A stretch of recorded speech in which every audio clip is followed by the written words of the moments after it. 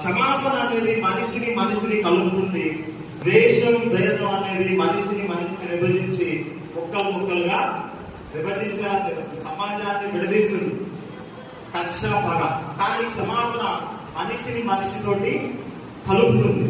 విడదీసేది క్షమాపణ కాదు.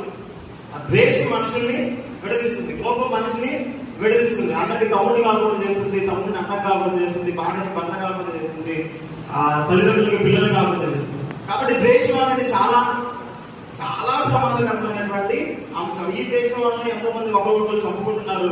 ఒక దేశం మీద ఇంకో దేశం యుద్ధానికి వెళ్తున్నాయి, ఒకరినొకరు పొడుచుకొని చచ్చిపోతున్నారు. కాబట్టి మనం ఈ దేశాన్ని విడిచిపెట్టి మనం ప్రేమను అలవాటు చేసుకొని క్షమాపణ గుణాన్ని అలవాటు చేసుకొని యేసు ప్రభు గారు మనకు మాదిరి చూపించిన విధంగా మన శత్రువుల కొరకు, మనల్ని హింసించిన వారి కొరకు, మనల్ని కొట్టిన వారి కొరకు, అలాగే మన అన్నదమ్ముల